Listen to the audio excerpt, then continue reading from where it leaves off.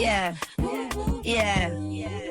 Bobby Valentino. I get up all in ya. When we can hear the angels calling us. When we can see the sunrise before us. And when I'm in that thing, we'll make that body sing. Halo, perkenalkan saya Yosefin Yunifer Jowis dengan NIM 231002647. Di sini saya akan membahas perkembangan bahasa Indonesia. Pada masa prakemerdekaan, pada dasarnya bahasa Indonesia berasal dari bahasa Melayu.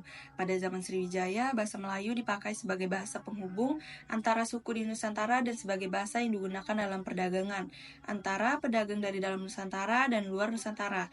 Perkembangan dan pertumbuhan bahasa Melayu tampak lebih jelas dari berbagai peninggalan-peninggalan seperti tulisan yang terdapat pada batu nisan di Minyak-Tujoh, Aceh pada tahun 1380, prasasti kedudukan bukit di Palembang pada tahun 683, dan prasasti Talang Tuo di Palembang tahun 684.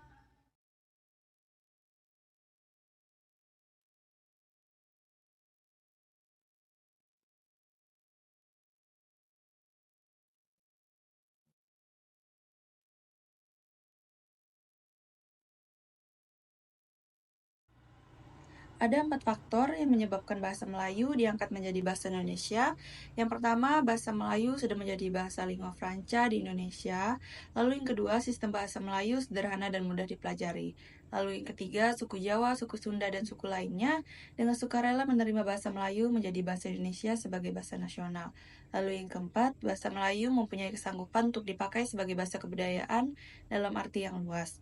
Lalu, pada abad ke-15 berkembang bentuk yang dianggap sebagai bentuk resmi bahasa Melayu karena dipakai oleh Kesultanan Malaka, yang akan nantinya disebut sebagai bahasa Melayu tinggi. Penggunaannya terbatas di kalangan keluarga kerajaan di sekitar Sumatera, Jawa, dan Semenanjung Malaya. Pada awal abad ke-20, bahasa Melayu pecah menjadi dua. Di tahun 1901, Indonesia di bawah Belanda mengadopsi ejaan Van Opsjen, sedangkan pada tahun 1904, Malaysia di bawah Inggris mengadopsi ejaan Ngekison. Bahasa Indonesia lahir pada tanggal 28 Oktober 1928. Pada saat itu, para pemuda dari berbagai pelosok Nusantara berkumpul dalam rapat dan para pemuda berikrar. Yang pertama, kami putra dan putri Indonesia mengaku bertumpah darah yang satu, tanah air Indonesia. Yang kedua, kami putra dan putri Indonesia mengaku berbangsa yang satu, bangsa Indonesia. Lalu yang ketiga, kami putra putri Indonesia mengaku menjunjung tinggi bahasa persatuan bahasa Indonesia. Tanggal 18 Agustus 1945 ditandatangani Undang-Undang Dasar 1945 yang salah satu pasalnya pasal 36 menetapkan bahasa Indonesia sebagai bahasa negara. Tanggal 19 Maret 1947 diresmikan penggunaan ejaan Republik sebagai pengganti ejaan Van Opsjen yang berlaku sebelumnya. Tanggal 16 Agustus 1972, Presiden Soeharto yaitu Presiden Republik Indonesia meresmikan penggunaan ejaan bahasa Indonesia yang disempurnakan atau EYD melalui pidato kenegaraan di hadapan sidang DPR yang dikuatkan pula dengan keputusan Presiden nomor 57 tahun 1972. Tanggal 31 Agustus 1972, Menteri Pendidikan dan Kebudayaan menetapkan pedoman umum ejaan bahasa Indonesia yang disempurnakan dan pedoman umum pembentukan istilah resmi berlaku di seluruh wilayah Indonesia atau wawasan Nusantara.